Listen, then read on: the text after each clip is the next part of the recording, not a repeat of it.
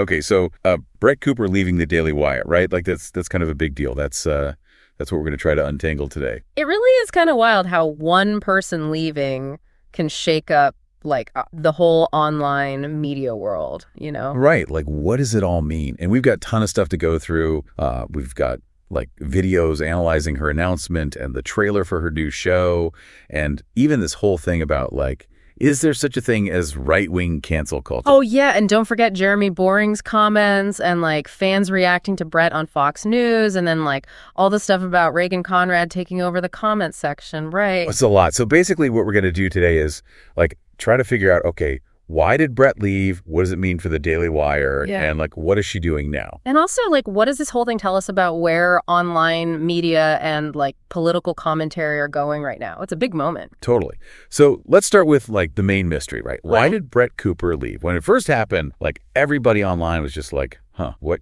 Yeah, the comment section was doing really well, so her leaving kind of came out of nowhere, right? And like everybody had a theory. In her announcement video, Brett was very clear that it was her decision. Like she kept saying, I wasn't forced out, you know? It's almost like she was trying to like shut down any rumors before they even started, you know? For sure. And then Jeremy Boring made a comment praising her talent, talking about her work on that pin Dragon Cycle thing. I mean, it sounded like they were all good, right? It did.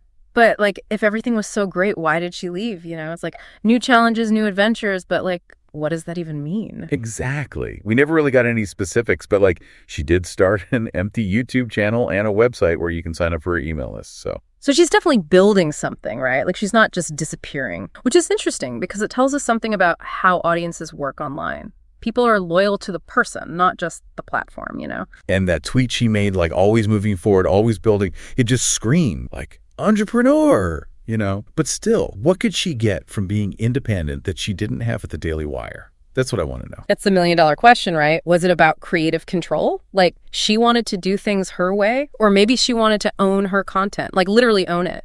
Or maybe it's about a different kind of connection with her viewers. You know, we don't really know yet. Okay, so what happened to the comment section after she left? They brought in Reagan Conrad, her producer, to be the new host.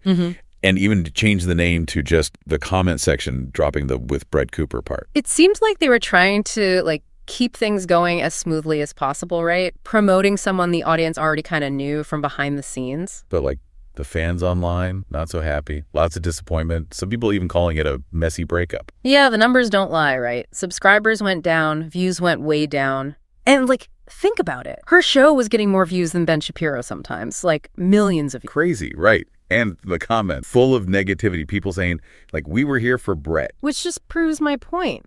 In online media, it's all about the person. People weren't just watching for conservative commentary. They were watching for Brett Cooper's take on, you know? For sure. So what are some of the theories about why she really left? Contract stuff comes up a lot, especially because the Daily Wire has had those public fights with people like Steven Crowder and Candace Owens, right? And like there are always rumors about their contracts being super strict. Yeah, that history definitely feeds into the speculation. Plus, creators today, they know their worth. You know, they've built these audiences. And if a contract feels like it's holding them back, it's going to cause problems. Some people also think maybe Brett felt creatively stifled, like she wanted to do more with her work, and the Daily Wire wasn't the place for that. Yeah, which makes sense with her going independent, right? You get to be in charge, make your own decisions, that kind of thing. Yeah. Then there's the like juicier stuff. One source called it that juicier rumors. People saying Jeremy Boring has a God complex. Like he thinks he's the one who makes people talented, you know? Yeah. And maybe he pushed Brett out to bring in someone more controllable. Right. It's like that classic story, right? Powerful guy gets threatened by a strong personality, so he replaces them with someone he thinks he can manage. But, like, it's also possible that Boring was just trying to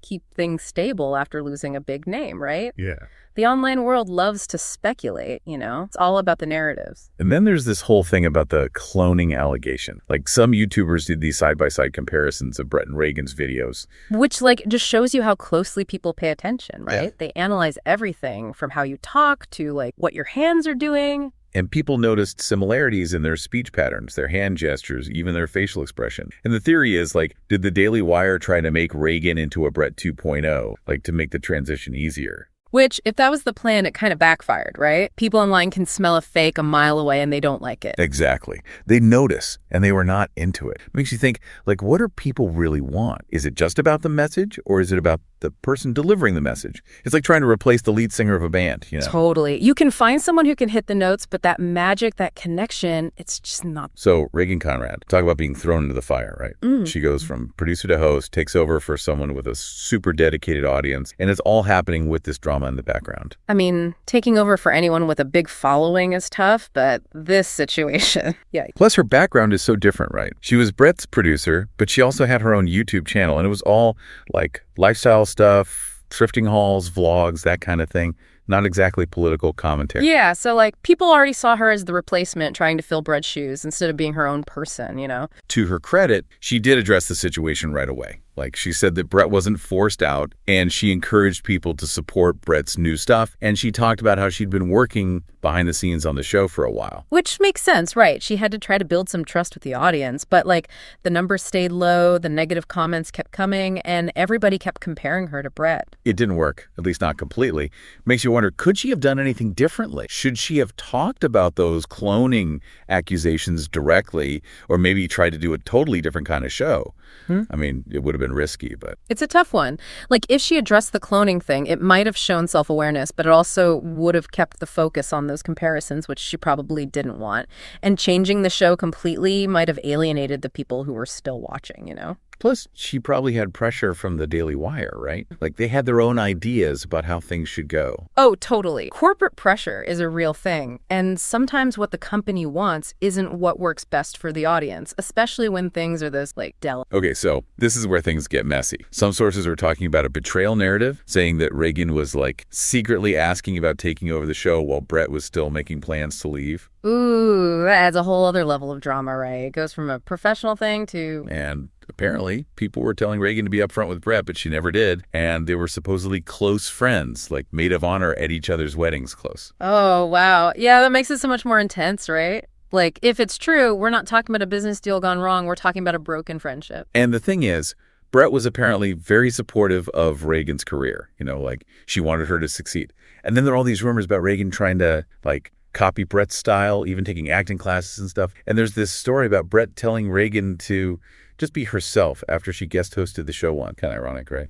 It's like that pressure to fit in, you know, especially online where everybody's trying to figure out the formula for success. And here's Brett telling her to be authentic while Reagan's allegedly trying to copy her, you know? And one source even said that Reagan admitted she didn't have Brett's talent, but she had a thirst for fame, and she felt overlooked when she went to events with Brett. Ouch. Damn. I mean, if that's true, it's pretty harsh, right? Like, it makes it seem like ambition and wanting attention were more important to her than loyalty or friendship. So, through all this, Brett Cooper starts her own YouTube channel and gets hundreds of thousands of subscribers before she even posts anything. Which is, like, insane, right? Yeah. It shows you how powerful her brand is, how much people connect with her, regardless of where she is. She's killing it without the Daily Wire, which just proves that direct connection with the audience is everything these days. And she hasn't said anything bad about the Daily Wire publicly. Like, not really. Smart move, right? No drama, just focus on building the new thing. Less messy that way. Although there was that moment at Turning Point USA in Arizona, right? The crowd went wild for Brett and they booed the Daily Wire. I mean, that says something, right? Yeah, like the audience has picked a side and they're not afraid to show it. It's like a public vote of no confidence. And she's been saying stuff about how creators need to own their own platforms, have control over their work. I think we know what she's talking about. Totally. It's that whole movement of creators going independent, right? Patreon, Substack, making their own podcast networks. They want that direct connection. They want to keep more of the money and they want to be in charge. It's a whole new world. Okay, so Jeremy Boring. He didn't say anything for a while, but then he addressed all the backlash Reagan was getting. Which, like, you know, he had to do something eventually, right? People wanted to know what the Daily Wire thought about all of this. He called Brett tremendously talented, but then immediately started talking about how the comment section was a team effort, how the Daily Wire did all this marketing, how Reagan was working hard behind the scenes, you know, kind of like he was downplaying Brett's role. Sharing credit, right. Maybe trying to make it seem like Brett wasn't the only reason the show was successful and like building Reagan up at the same time. Then he said that the Daily Wire paid for Brett to have acting, dancing, and singing lessons, which, I don't know, it sounded like a backhanded compliment. you know? Totally. Like, oh, she's talented, but she needed all this extra help. And he kept saying that people loved Reagan when she guest hosted and that the criticism was just because people hate the Daily Wire. You know, like it wasn't Reagan's fault. It was just people being haters. Shifting the blame. Right. It's not us. It's them. It's a classic move. But he never really talked about how Brett built that show from the ground up, Yeah. how she connected with the audience. Like, he just skipped over that part. Yeah, that's a big omission. Like, acknowledging that would have made him seem more fair, but it also would have undermined his whole, the show can go on without Brett. Then you have people like The Quartering making videos about how Boring was subtly throwing shade at Brett. And the comments on those videos are wild. People talking about NDAs, how Brett unfollowed Reagan and Jeremy, how Boring should have talked to Brett privately instead of making these public comments. Which shows you that the audience is paying attention, right? They're reading between the lines and they're not buying it. And that unfollowing thing, especially with deleting pictures and all, that's not just a professional split, that's personal. It's messy. And Boring keeps talking about how he values authenticity. But Brett was like the definition of authentic, you know, outspoken, challenging the status quo. So why not just say that? Good question. I mean, if you value authenticity, why be so shady about someone who everyone saw as authentic? It doesn't add up. Maybe he's trying to be professional, not say anything too negative, or maybe he's trying to protect Reagan, you know, or maybe he's just stuck in the middle and doesn't know what to say. It's tricky, right? You've got this big personality leaving and you're trying to keep your company stable and you're trying to manage public perception. It's a lot to juggle. So Brett's new show, the trailer is out, and people seem to like it. It looks really polished, professional, like next level production quality. Which shows that she's serious, right? Wow. She's investing in it. She's going all in. It's not just a hobby. And they're not giving too much away in the trailer, which is smart, right? Keeps people guessing, builds anticipation. But the focus is definitely on Brett herself. Like the tagline is literally, Brett Cooper is back. Yeah, like she's reminding everyone, this is about me, this is my thing, which is smart because that's what people are drawn to, right? Her personality, her perspective. For everyone listening, what do you think? What do you want to see her talk about on her new show? Will she address any of the drama, or will it be a fresh start? Check out the trailer. It's worth a watch. I'm curious too. She's definitely back and she's making a statement. It's going to be interesting to see what she does. Okay, let's zoom out for a minute. There's this whole thing about Gen Z and like, are they becoming more conservative? Brett was on Fox News talking about this, and it's a pretty hot topic. Yeah, people are always trying to figure out what young people are thinking, right? It's like this constant guessing. Her point was basically, Gen Z grew up with all this division, and they're not seeing the results they were promised from Biden, like on student loans, the economy, stuff like that. So they're kind of ready for something different, maybe even something radical, you know? She even used the phrase, burn it down. It's like that feeling of like, nothing's working, so let's just try something completely different. And for some people, that something different is Trump, right? Yeah, like Trump and the MAGA thing as a way to like stick it to the man. And she was saying that a lot of Gen Z sees Democrats as the establishment now. Like, they're not the ones offering real solutions anymore. So there's this sense that Democrats are out of touch, right? Like, they're not addressing the real problems that young people are facing, like not being able to buy a house, being worried about the future. Exactly. And then she talked about how J.D. Vance at CPAC, he was talking about like actually making people's lives better. And that message resonated with the young people there. Which makes sense, right? If you're struggling, you want someone to offer real solutions, not just talk about abstract ideas. We also watched this fan reaction video, and they made a really interesting point about how Trump was so good at using like new media podcasts, social media influencers to connect with young people directly. You know? Like he bypassed the traditional media. Which is brilliant, right? Go straight to the source, build that direct connection. And it's not just about the message, it's about the style, right? Yeah. Less formal, more personality driven, more authentic, I guess you could say. Yeah. And this fan was saying that this whole shift isn't just about Gen Z, it's bigger than that. Like, look at how many votes Trump got in 2016 and how Republicans are gaining ground in places that used to be solidly Democrat. They said it's about a rejection of the establishment, period. It's like people are tired of the same old thing, right? They want something new, something different, and they don't care if it comes from the left or the right. And they talked about how different people define elites, right? It's not just politicians in D.C., it's also academics, journalists, that kind of thing. Mm-hmm. And they compared how well independent right-leaning figures are doing online, like Patrick Bet-David, Candace Owens, Charlie Kirk, Tim Pool, compared to like some traditional left-leaning media figures who are really struggling. It's a whole different landscape, right? The old rules don't apply anymore.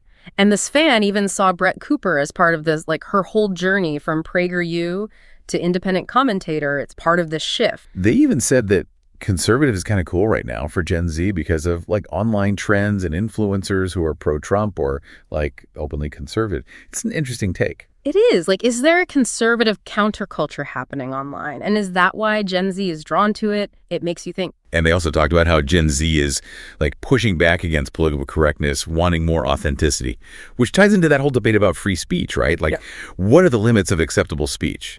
It's a huge conversation. Huge. And it's not going away anytime soon. It's like this constant negotiation, right? Yeah. What can we say? What can't we say? Who decides? Speaking of, did you see that video? The one called, like, Let's Talk About Right-Wing Cancel Culture, Episode 1. Just the title itself is kind of provocative, right? It is because, like, usually when people talk about cancel culture, they're talking about the left-right. So this is flipping the script. Exactly. Yeah. And it makes you wonder, is cancel culture really just a left-wing thing, or does it happen on both sides just in different ways? Yeah. Like, I wonder if the video talks about stuff like deplatforming, boycott, banning books, all that stuff. I hope so. Because, like, we need to look at the whole picture, right? Not just focus on one side. It's more complicated than that. It's about, like, who has the power to silence who? Right. Right? And how does that power get used? It gets at the heart of how we talk to each other, you know? Totally. And, like, who gets to decide what's acceptable? Who sets those boundaries? It's a fundamental question, right? About freedom, about power. Okay, last thing. There's this video from a viewer who says they used to be a Brett Cooper fan, and they're talking about how the Daily Wire is trying to, like, save the comment section with Reagan Conrad. Ah, interesting. So this is from someone who was already invested in the show, and now they're watching it change. Yeah, and they're basically saying that Reagan's not doing well. They're saying that the views are super low, like some episodes barely getting 20,000 views, which is crazy because the channel has almost 4 million subscribers. Damn, yeah, that's a huge drop. It really shows how much Brett's personality drove those numbers, you know? Like, people were there for her. Right. And they're saying that the Daily Wire is doing everything they can to boost Reagan's number, changing thumbnails, changing titles, trying different topics, maybe even bringing in new writers. Like, they're scrambling. They're trying to find that magic formula, right? But it's tough to replicate that kind of organic connection that Brett had with the audience. And they said that Reagan went on Ben Shapiro's show, which seems like a smart move, right? Cross-promotion, get her in front of a new audience. But apparently that didn't work either. Yeah. Only got like 46,000 views and not a lot of engagement in the comments. It's like you can try to manufacture that buzz, but it's just not the same. It's got to be genuine, you know? It's got to come from the person. This viewer even said that Reagan's unqualified, that she backstabbed Brett, that she's only there because Jeremy Boring likes her. They even used the term DEI hire sarcastically, which, like, they didn't really give any proof for the backstabbing stuff. It was more their opinion, you know? Yeah, that's a loaded term, DEI hire. It's like they're accusing the Daily Wire of playing favorites based on, like, identity politics instead of merit, which, I mean, who knows? But it's definitely a strong accusation. And this viewer is, like, skeptical of anyone who says they like the show with Reagan. It's like they can't believe that anyone could genuinely enjoy it. It makes you wonder, how much control does an online personality really have? Like, can you force people to like? That's a tough question. Like, obviously talent matters, but there's also luck involved, right? And timing and the algorithm. It's complicated. And it's even harder when you're coming in after someone who was super popular. They were especially mad about that episode about OnlyFans on Ben Shapiro's show. They called it desperate. Like, they were just trying to get attention. And this viewer, they felt personally betrayed by the whole thing. Like, they'd invested so much in the show, and now it was different. It's that whole parasocial relationship thing, right? You feel like you know these people, you're invested in their lives, even though it's all, like, one-sided. And when things change, it feels personal, like a loss. Yeah. It's like a breakup, almost. Yeah. And it makes it hard to have normal conversations online, right? Because everyone's in their own echo chamber, and the algorithms are just showing you what they think you want to see. It's tough. It's hard to find common ground, hard to have those nuanced conversations, you know? It's like we're all talking past each other. So, yeah, this whole Brett Cooper situation, it's about a lot more than just one person leaving a show. It's about the changing media landscape, the power of individual brands, the challenges of taking over for someone who is super popular, and, like, the weird psychology of online fandom. Totally. It's like a case study in how media is evolving, right? Yeah. And how these online communities work and how audiences are connecting with personalities in this whole new way. So for everyone listening, as you're scrolling through YouTube or TikTok or whatever, think about the people you're watching, right? Right. What are their motivations? What are the platforms trying to get you to do? Be critical, think for yourself, you know. It's good advice. And remember, online, nothing is as simple as it seems, right? There's always more going on behind the scenes, always different agendas at play. It's a good reminder to stay curious, keep asking questions. Last thought.